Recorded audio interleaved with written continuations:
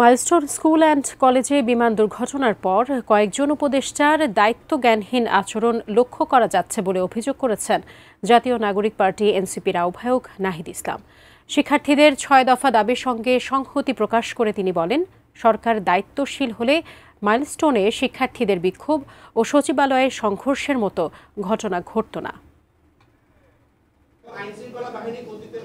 রাজধানীর উত্তরার milestone school and কলেজে যুদ্ধ বিমান বিধ্বস্তের ঘটনাকে কেন্দ্র করে দেশের চলমান পরিস্থিতি নিয়ে মঙ্গলবার সন্ধ্যায় রাজধানীর বাংলা মোটরের অস্থায়ী কার্যালয়ে সংবাদ সম্মেলন করে জাতীয় নাগরিক পার্টি এনসিপির পক্ষ থেকে গভীর শোক প্রকাশ করছি। যারা নিহত হয়েছেন, আল্লাহ রাব্বুল আলামিন তাদের পরিবারকে শোক সইবার শক্তি দান করেন। একই সাথে যারা আহত অবস্থায় হাসপাতালে রয়েছেন তাদের কষ্ট লাঘব করে অতি দ্রুত আল্লাহ রাব্বুল আলামিন যেন তাদেরকে সুস্থতা দান করেন। সংবাদ সম্মেলনে এনসিপির সিনিয়র যুগ্ম সদস্য সচিব ডাক্তার তাসনিম জারা আহতদের যথাযথ চিকিৎসা নিশ্চিত করার দাবি জানান।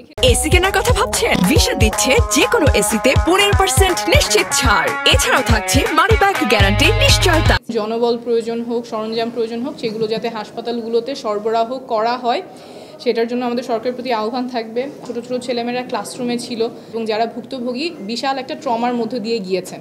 তো যারা ভুক্তভোগী আছেন তাদের মেন্টাল হেলথ কাউন্সেলিং করা প্রয়োজন। চিকিৎসা পুনর্বাসন কোনো আমলাতান্ত্রিক জটিলতায় আটকে না যায়।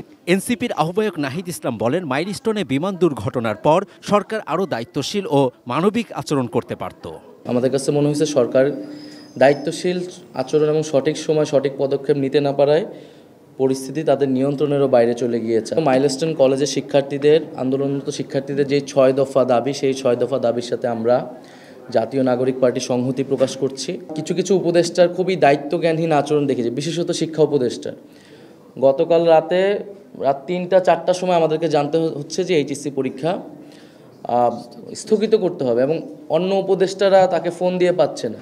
আজকে 2 জন উপদেষ্টা সহ মাইলস্টোন কলেজে যাওয়া শিক্ষা উপদেষ্টা যিনি রাতে এই ধরনের একটা দায়িত্বজ্ঞানহীন আচরণ করলেন, তিনি জাতির সামনে ক্ষমা না চেয়ে আবার সেখানে স্পটে চলে গেলেন।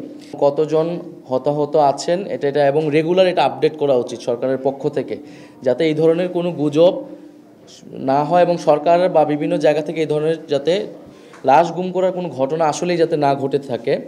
এই পরিস্থিতিকে কেন্দ্র করে কেউ যেন সুযোগ নিতে না পারে সে বিষয়েও সচেষ্ট থাকার আহ্বান জানান নাহিদ ইসলাম।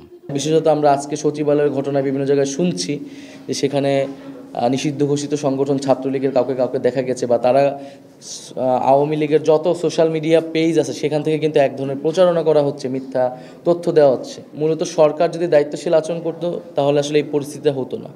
সবশেষে বিমান দুর্ঘটনা নিরপেক্ষ তদন্তে বিশেষ কমিটি গঠনের আহ্বান জানানো হয় এনসিপির পক্ষ থেকে। সঠিক তথ্য প্রচার করতে হবে। Javed Akhtar, ATN news, Dhaka.